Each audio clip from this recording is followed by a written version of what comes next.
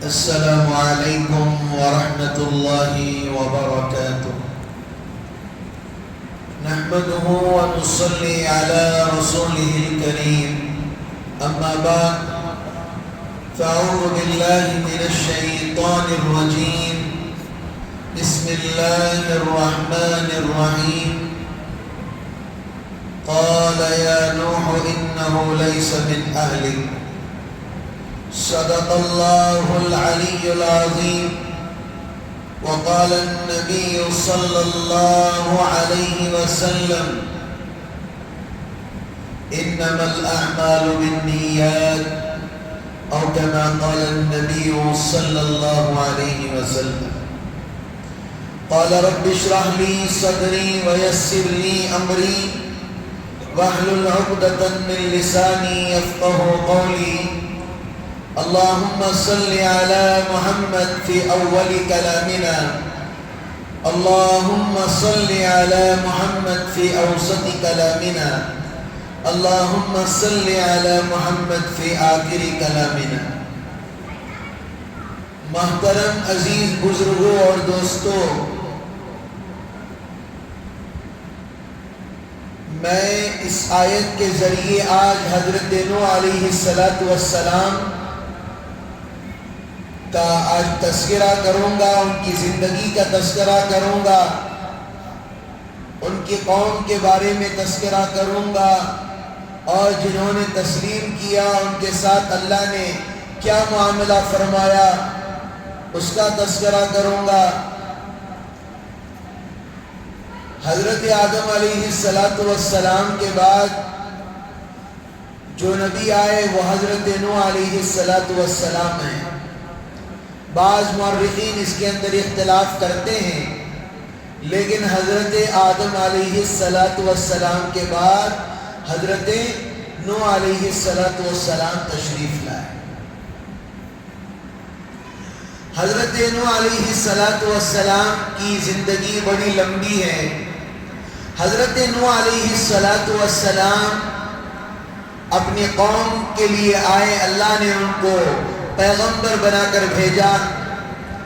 حضرت نوح علیہ السلام کا ایک بیٹا تھا جس کا نام کنعان تھا۔ اس کا نام کیا تھا؟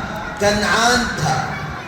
اس میں بھی اختلاف یہ ہے، حضرت نوح علیہ السلام کا جو بیٹے کا نام کنعان تھا وہ حقیقی بیٹا نہیں تھا، یعنی آپ کا بیٹا نہیں تھا، بلکہ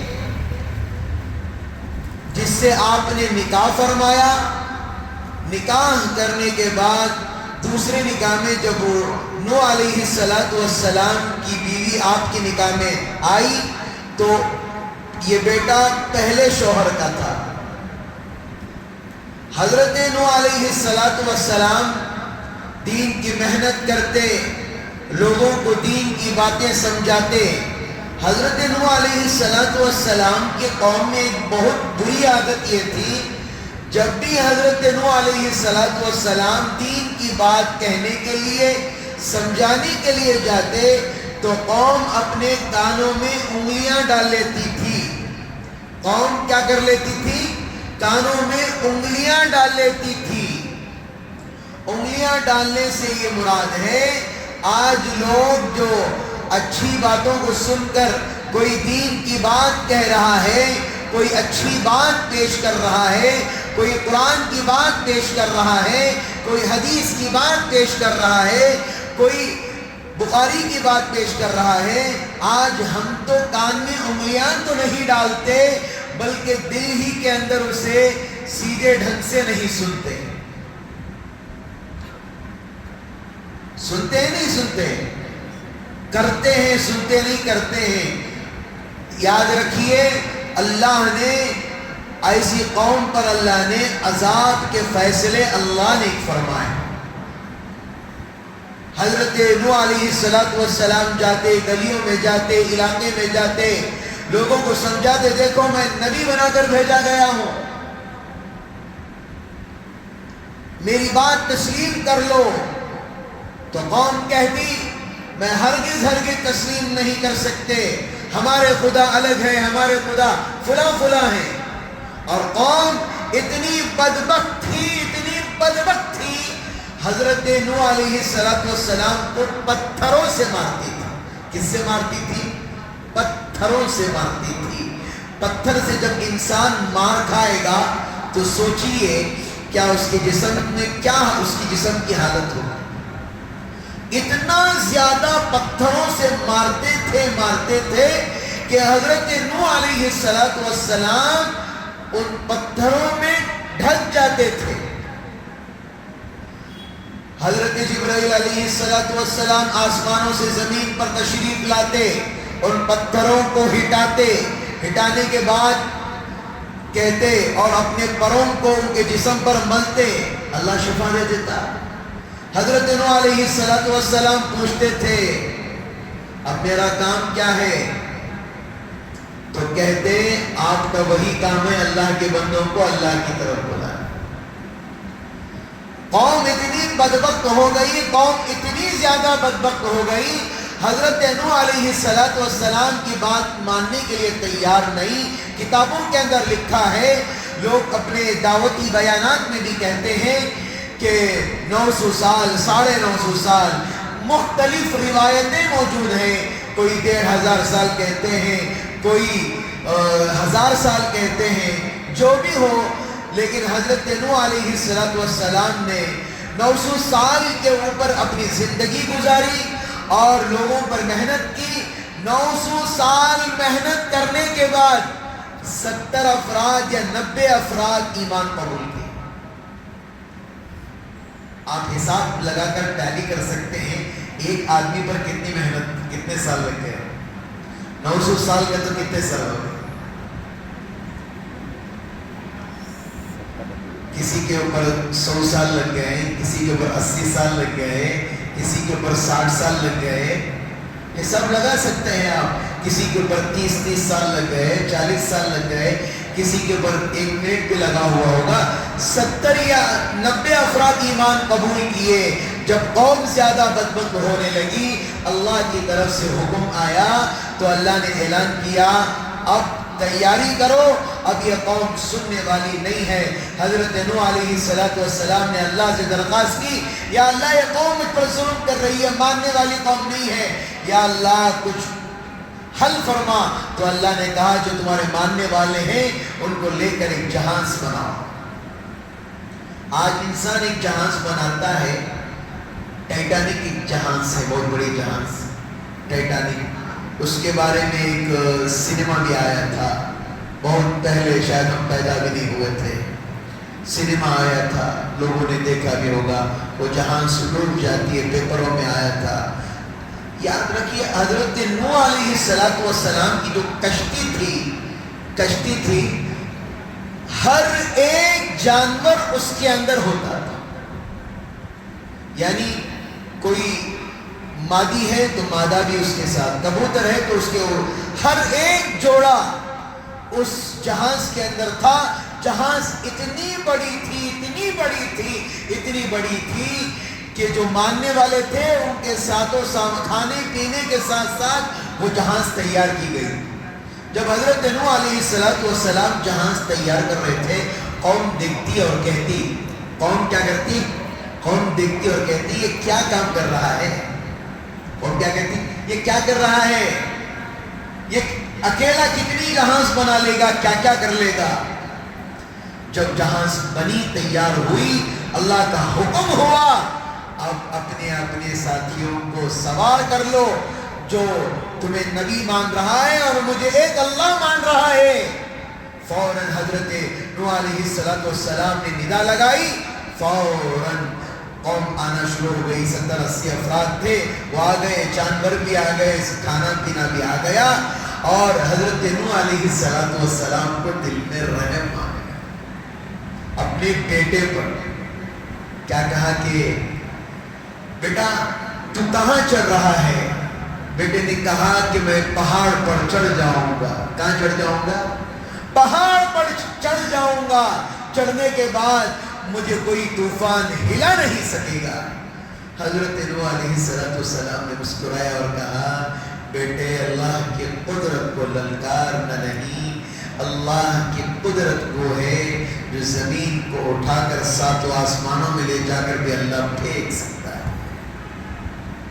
اللہ کی قدرت وہ ہے اگر جہنم کا سانپ آ کر یہاں پر زمین میں پھنک مار دے تو قیامت کی صبح تک کوئی اناج اور کوئی دانہ نہیں اٹھے گا. اللہ نے ایسی ایسی چیزیں اللہ نے بنائی ہیں. حضرت نوح علیہ السلام کے بیٹے نے گھمنڈ تکبر بتایا.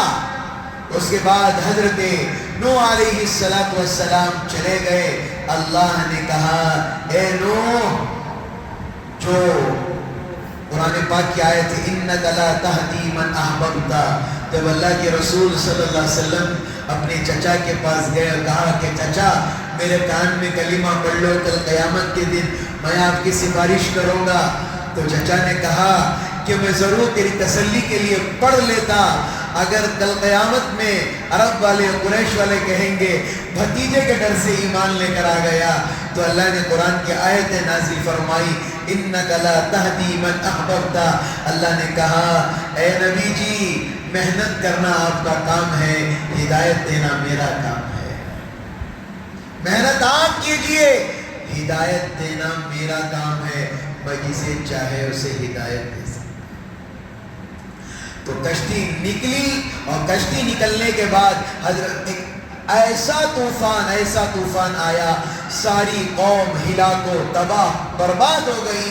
اس کے بعد پھر وہ کشتی جودی پہاڑ پر جا کر ٹکی.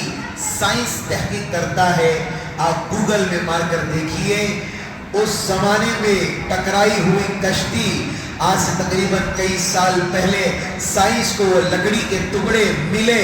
سائنس آج بھی تحقیق کر رہی ہے اس زمانے میں یہ جہاز کیسے بنی اور یہ جہاز کو کس طرح بنایا. آج بھی سائنس تحقیق کر رہی ہے. اور اس زمانے میں کیلیں کیسی تھی، کس طریقے سے بنایا، آج بھی قوم تحقیق کر رہی ہے. میرے عزیزوں میرے پیاروں، حضرت نوح علیہ السلام کی کشتی ٹکی. پھر اس کے بعد پھر قوم آئی، پھر سلسلہ چلا. اللہ نے پھر حضرت نوح علیہ السلام گئے، اللہ نے پھر دوسرے نبی کو بھیجا. انشاءاللہ مختصر ہی صحیح ہمارے ذہنوں میں بیٹھ جائے، یہ نبی کا تو وہ ان کی زندگی کیا، وہ نبی کا تو ان کی زندگی کیا، یہ نبی کی تاریخ کے ذہنوں میں بیٹھ جائے. حضرت نوح علیہ السلام کیا ہیں؟ نبی ہیں، لیکن بیٹے کو ہدایت نہیں ملی. اسی لیے میرے عزیزوں میرے پیاروں، اپنی پوری زندگی کے اندر اللہ سے سچی پکی توبہ کرنا، اللہ سے ڈرتے رہنا، اللہ کے پاس مانگتے رہنا. ضرور اللہ دعاؤں کو قبول کرنے والا ہے. میرے عزیزوں، ایک چھوٹا سا واقعہ بتا کر اپنی بات کو ختم کر دوں. یہ اس لیے بتایا جا رہا ہے ایک کان سے سن کر دوسرے کان سے نکالنے کے لیے نہیں. اب بیان جو کر رہی ایک کان سے سن کر دوسرے کان سے نکال ڈالنا، اب چاہے کو کھانا کھا کو کاٹ ڈالنا نہیں، وہ نہیں. میرے عزیزوں، حضرت تھانوی علیہ الرحمہ سنیے. حضرت تھانوی علیہ الرحمہ اپنے ایک زمانے میں بہت زمانے کے بڑے عالم دین. حضرت کو ایک مسئلہ سمجھ میں نہیں آیا. اب سوچیں گے اتنے بڑے، ان کی کتابیں اردو پڑھتی نہیں ہے. میں اردو ان کی علماء کے لیے ان کی اردو پڑھنا مشکل ہے، علماء کے لیے ان کی اردو پڑھنا مشکل ہے. حضرت تھانوی علیہ الرحمہ کے پاس ایک مسئلہ آیا اور کہا کہ کسی بھنگی نے کسی نے آ کر پوچھا تھا کہ حضرت بتائیے کتا کب بالغ ہوتا ہے؟ حضرت کتا کب بالغ ہوتا ہے؟ مسئلہ. تو حضرت تھانوی علیہ الرحمہ تو بڑے عالم، ذہن میں نہیں آ رہا. ایک بھنگی معلوم، باتھ روم صاف کرنے والا، کچرے صاف کرنے، اسے بھنگی کہتے ہیں اردو. بھنگی آیا، حضرت تھانوی علیہ الرحمہ بلایا اور پوچھے بھئی بتا بھی کتا کب بالغ ہوتا ہے؟ تو اس نے کہا کہ حضرت کتا اس وقت بالغ ہوتا ہے جب ٹانگ اٹھا کر پیشاب کرے، کتا بالغ ہو جاتا ہے. حضرت خوش ہو گئے. ایک مسئلہ تو کسی سے معلوم ہوا، حالانکہ وہ کچھ بھی نہیں ہے. ایک مرتبہ بڑے جلسے میں بیٹھے ہوئے تھے، حضرت بڑے جلسے میں بیٹھے ہوئے تھے. وہ بھنگی آیا، حضرت جلسے میں کھڑے ہو گئے. کسی نے پوچھا حضرت آپ کیوں کھڑے ہو گئے؟ جس کے پاس علم کا ایک حرف بھی سیکھا ہو قیامت کی صبح تک اس کا حق ادا نہیں کر سکتا. اسی لیے جو میں بتا رہا ہوں اس کو اپنے ذہنوں میں رکھیے. نالج کو رکھنا ضروری ہے. آج کے زمانے میں یہ پکوان کے نالج، ہر قسم کے نالج، گاڑی کے نالج اس کی رکھیے، یہ بھی ضروری ہے، لیکن دین علم کی نالج بھی ہونا بہت ضروری ہے. اللہ تعالیٰ سے دعا ہے اللہ تعالیٰ کہنے سننے سے زیادہ اللہ عمل کی توفیق عطا فرمائے. اللہ تعالیٰ ہماری پوری زندگی کو اللہ کے حکم نبی کریم صلی اللہ علیہ وسلم کے طریقے پر اللہ چلنے کی توفیق عطا فرمائے. کل پھر اگلے ایک نبی کا تذکرہ آئے گا. ایسا مت بیٹھیے، ایسا بیٹھیے کل سے انشاءاللہ. یہ بالکل الگ دکھ رہا ہے. داڑھی آتی نا، داڑھی بیچ میں بال نہیں ہوتے، یہ داڑھی الگ، یہاں الگ، بیچ میں کچھ نہیں، سیدھے جڑ کر بیٹھے. لیکن الحمدللہ کا شکریہ. اللہم صلی علی محمد النبی الامی وعلی آلہ وسلم تسلیما. ربنا آتنا فی الدنیا حسنہ وفی الآخرۃ حسنہ وقنا عذاب النار. اللہم اجرنا من النار یا مجیر یا مجیر یا مجیر. اللہم لا تقتلنا بغضبک ولا تهلكنا بعذابک وعافنا قبل ذلك. سبحان ربك رب العزة عما يصفون وسلام على المرسلين والحمد لله رب العالمين.